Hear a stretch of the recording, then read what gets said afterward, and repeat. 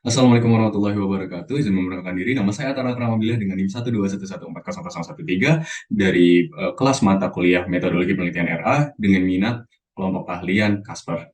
Pada video ini saya buat untuk memenuhi persyaratan dalam mengikuti UTS dari mata kuliah Metodologi Penelitian. Oleh karena itu, dengan saya untuk menjelaskan beberapa hal terkait dengan judul proposal tugas akhir yang akan saya angkat. Judul daripada proposal tugas akhir yang akan saya angkat adalah Rancang Bangun Game Edukasi Berpikir Komputasional dan Berpikir Algoritma menggunakan metode Game Development Lifecycle atau GDLC. Untuk latar belakangnya sendiri, menurut saya eh, pengajaran akan dari konsep berpikir komputasional dan konsep berpikir algoritma ini sebenarnya agak sulit untuk dilakukan secara konvensional, di mana kedua konsep ini agaklah dapat disebut kurang manusiawi atau agak abstrak, jadi agak sulit untuk diraba oleh peserta didik untuk dapat dipahami. Oleh karena itu, saya rasa Sarana Game dapat menyediakan sebuah platform belajar yang jauh lebih interaktif dan lebih menarik ketimbang pembelajaran secara konvensional biasa, sehingga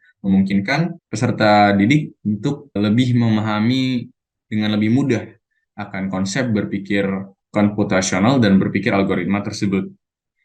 Untuk perancangan gamenya sendiri akan saya manfaatkan metode Game Development Lifecycle, sebuah metode untuk mengembangkan game sehingga pengembangan dari game tersebut akan lebih terarah dan lebih terstruktur. Dengan harapan hasil daripada game yang saya buat nantinya akan dapat membantu sebagai alat pembelajaran yang efektif dan interaktif serta juga menarik bagi para penggunanya. Rumusan masalah yang saya tarik daripada latar belakang tersebut adalah yang pertama, bagaimana cara perancangan dan implementasi game edukasi dapat dilakukan dengan memanfaatkan pendekatan game development life cycle, dan juga bagaimana hasil dari pengembangan game edukasi menggunakan GDLC dapat membantu pihak pengajar dalam mengajarkan konsep berpikir komputasional dan berpikir algoritma kepada peserta didik. Sehingga tujuan daripada penelitian kali ini adalah berhasil melakukan perancangan dan implementasi sebuah game edukasi dua dimensi dengan memanfaatkan metode game development life cycle. Dan yang kedua adalah dapat menjelaskan bagaimana game edukasi dapat membantu dan mengajar dalam pengajaran konsep berpikir komputasional dan berpikir algoritma kepada peserta didik. Kemudian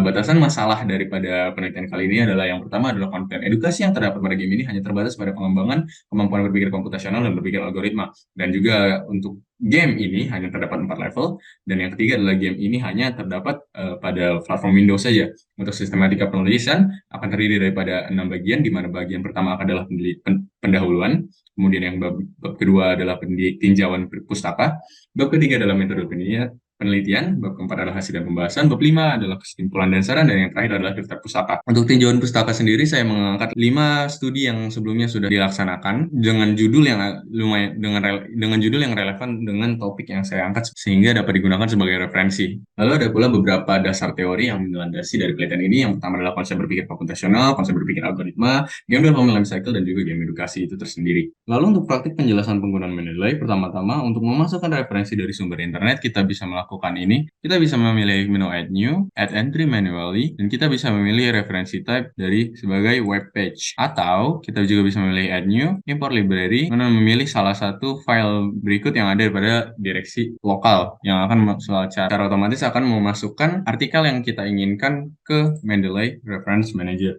Lalu untuk memasukkan referensi buku di Mendeley, kita bisa melakukan hal yang sama. Kita bisa melakukan add new, add entry manually. Kita dapat mengisi identifier dari buku yang kita inginkan atau artikel yang kita inginkan, maka akan secara otomatis akan terisi kolom-kolom di bawah ini. Mendeley dapat mengisinya secara otomatis. Lalu ada cara lain pula, yaitu kita memiliki reference type, kita memilih book, lalu kita mengisi kolom-kolom yang telah disediakan oleh Mendeley. Lalu ke poin selanjutnya, secara referensi menggunakan Mendeley, kita bisa memilih tool, kita bisa memiliki search for article online. Lalu kita akan dibawa ke web daripada Mendeley, yang kemudian kita bisa mencari apa saja yang kita inginkan. Oke, untuk poin selanjutnya, memasukkan jurnal ke Mendeley secara manual. Untuk add file, kita bisa memilih menu add file, add new, lalu kita bisa memilih file from computer. Ini akan membuka direksi kita, dan kita bisa memilih file yang kita inginkan. Lalu untuk daftar pustaka otomatis sendiri, kita bisa membuka file Word yang kita inginkan. Pada posisi yang diinginkan, kita bisa membuka Mendeley site, dan kita bisa memilih titik 3, insert. Lalu kita memilih insert bibliografi. Sekian penjelasan dari saya. Wassalamualaikum warahmatullahi wabarakatuh.